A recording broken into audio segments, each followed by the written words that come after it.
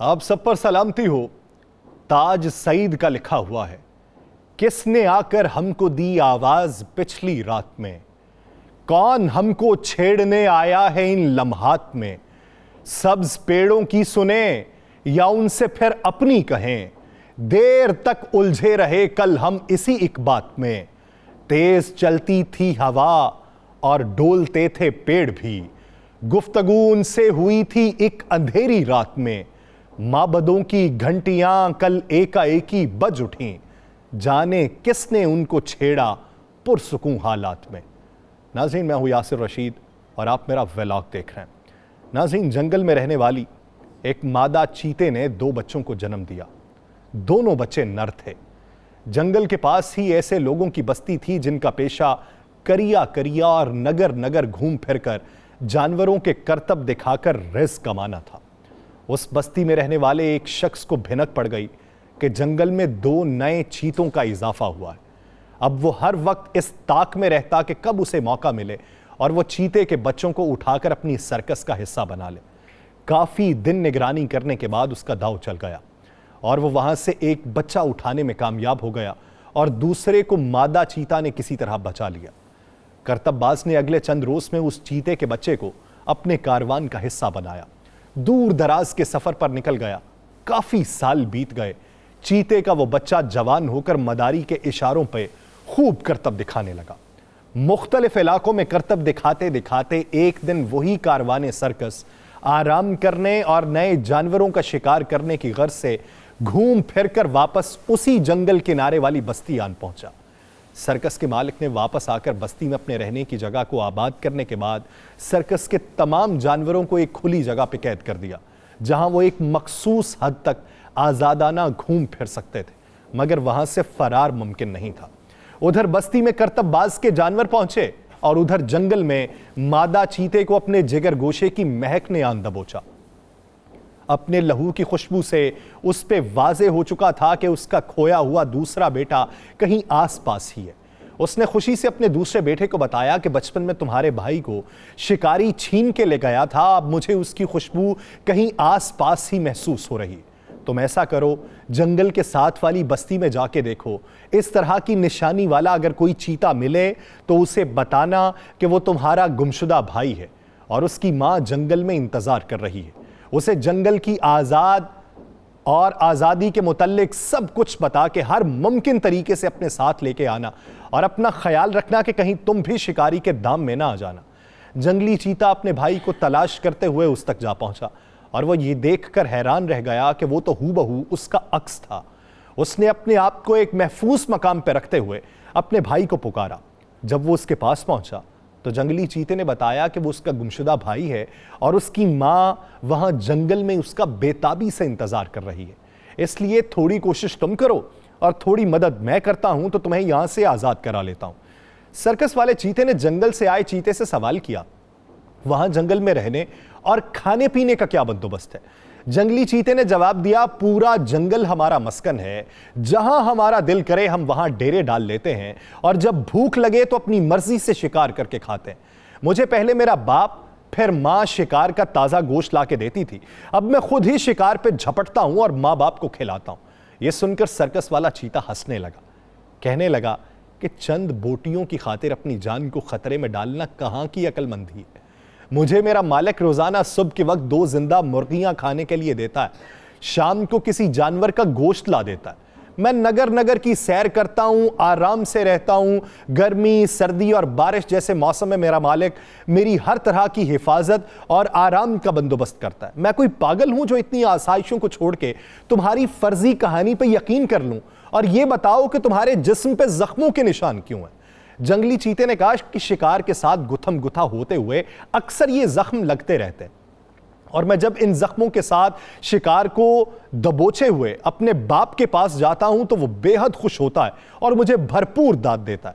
Circus वाले चीते ने जब ये बात सुनी तो कहने लगा, ना बाबा ना, मुझे इस एडवेंचर का कोई शौक नहीं है और ना ही मैं अपने खूबसूरत जिस्म को दागदार होते हुए देख सकता हूं। मेरे फन से पहले मेरे सरापे की कीमत है। ये सुनकर जंगली चीते ने भाई की तरफ बगौर देखा और पूछा कि तुम्हारे गले और पांव में निशानात किस चीज के हैं? सर्कस वाले चीते ने कहा कि जब मेरा मालिक किसी बड़ी सल्तनत के हाकिम के दरबार में मुझे करतब दिखाने के लिए लेके जाता है तो मेरी गर्दन में पटा और पाँव में जिंजीर बांध देता है ताकि मैं नादानी से हाकिम को कोई गजंद ना पहुंचा बैठूं। वो इस तरह मुझे काबू में रखता है। जंगल से आए चीते ने समझाने के अंदाज में कहा कि तुम्हारी फितरी जबिल्लत तुम्हारे अंदर सोई हुई है जिससे तुम नावाकिफ हो, वरना आजाद को गुलाम रखना नामुमकिन है। मेरे खूबसूरत जिस्म पे शिकार के बदनुमा दाग तुम्हारी गर्दन और पाँव के खुशनुमा निशानों से लाख दर्जे बेहतर हैं। मेरे निशान आज़ादी के हैं और तुम्हारे निशान गुलामी के गवाह हैं। सर्कस वाला चीता इस सारी गुफ्तगू से और ख़ास तौर पर ख़ुद को गुलाम का लक़ब मिलने पे शदीद गैस व गज़ब से भर गया। वो कहने लगा कि अगर तुमने मेरी बाढ़ की तरफ मजीद पेशकदमी की तो मैं अपने साथी जानवरों के साथ तुम पे हमला कर दूंगा और अपने मालिक को बुला के तुम्हें भी कैद करवा दूंगा। बेहतर यही है कि उस पुरफरेब जंगल की अफसानवी दुनिया में तुम अकेले ही रहो जहां के झूठे ख्वाब लिए तुम यहां पहुंचे हो। यह कहकर सर्कस वाला चीता वापस अपने पिंजरे की तरफ चला गया और जंगली चीते ने पीछे हट के जकंद भरी और जंगल में रूपोश हो गया। ऐसे ही हम आज भी बिरयानी की प्लेटों और 2000 के इवज वोट देने से सिर्फ इतना ऊपर उठे हैं कि बात होंडा 1 to 5 लेने तक काम पहुंची है। हम 4 दिन की जिंदगी दूसरों के इशारों पे जीने के आदी हैं। अपने रहनुमा चुनने में सिर्फ अपनी आसाइश देखते हैं, ये नहीं देखते कि कबीले के बाकी लोगों पे क्या बीतेगी। हम महकूमी की जिंदगी के हिसार में जिए जाने को अपनी सबसे बड़ी सहूलत समझते हैं। कभी इंतखाब के वक्त मुस्तकबिल की जिंदगी के हालात को जहनों में नहीं रखा जाता। हम कब बदलेंगे? खैर छोड़िए इस बात को, जैसे बरसों से छोड़ते आए मुल्की सियासी मामलात की बात करते हैं। वफाकी शरई अदालत में चेयरमैन पीटीआई इमरान खान और उनकी अहलिया बुशरा बीबी के निकाह से मुतल्लिक केस पे समाअत हुई है। चीफ जस्टिस की सरबराही में बेंच ने इमरान खान की इज़दवाजी जिंदगी से मुतल्लिक सतही सी नजर सानी अपील को खारिज कर दिया। इसके अलावा इस्लामाबाद हाई कोर्ट ने चेयरमैन पीटीआई की 9 फौजदारी मुकदमात में जमानत की दरखास्तें बहाल कर दी हैं। ट्रायल कोर्ट से अदम पैरवी की बुनियाद पर जमानतें खारिज करने का फैसला कलअदम करार पाया।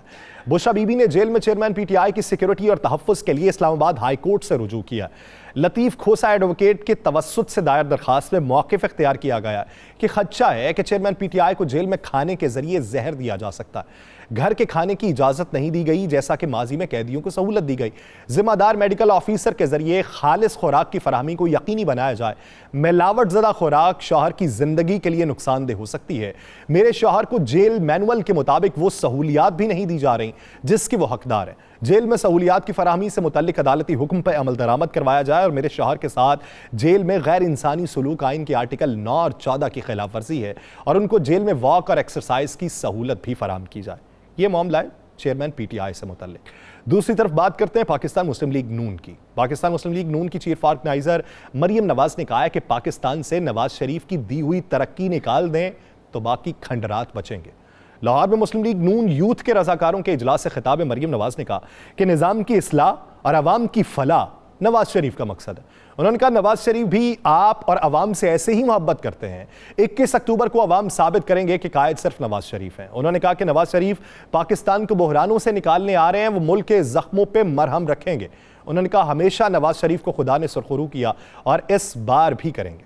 उन्होंने ये भी कहा कि पाकिस्तान की मौजूदा जो सूरत हाल है इससे निकालने का तमाम तर जो बीड़ा है वो वही उठाएंगे। दौरान इजलास 21 अक्टूबर नवाज शरीफ के इस्तिकबाल से मुतल्लिक मुशावरत भी की गई और शुरका ने कहा कि वो अपने अहले खाना के हमरा पार्टी कायद का भरपूर इस्तकबाल करेंगे, लेकिन जलसे करने के लिए बड़े मैदानों की बजाय अब बात गलियों तक आन पहुंची है। बिलाशुबा मियां साहब की वापसी से नून लीग की सियासत का एक मोमेंटम बनेगा, लेकिन ये देख लें कि अगर उनकी वापसी का सुन के जलसों के हालात ऐसे हैं तो उनकी गैर मौजूदगी में मकबूलियत का ग्राफ किस हद तक गिर चुका हुआ है। बशीर मेमन साहब की नून लीग में जो शमूलियत हुई है उससे नून लीग कराची की क़यादत नाराज हो चुकी है। नून लीग सिंध इस्तिकबालिया कमेटियों में रहनुमाओं ने इख्तलाफ किया है। नून लीग के मरकजी रहनुमा जुबैर उमर, मिर्जा इश्तियाक बेग नाराज हैं। दोनों रहनुमाओं को मनाने की कोशिशें भी नाकाम रही हैं और दोनों रहनुमाओं ने मरियम नवाज को खत लिखने का फैसला किया है। गुज़श्ता शब दोनों रहनुमाओं को मनाने के लिए बशीर मेमन और दीगर रहनुमा उनके घर गए थे। दोनों ने इस्तिकबालिया कमेटी से इजलास में शिरकत से माजरत की और नून लीगी रहनुमा मोहम्मद जुबैर और इश्तियाक बेग आज दूसरे रोज भी इजलास में शरीक नहीं हुए।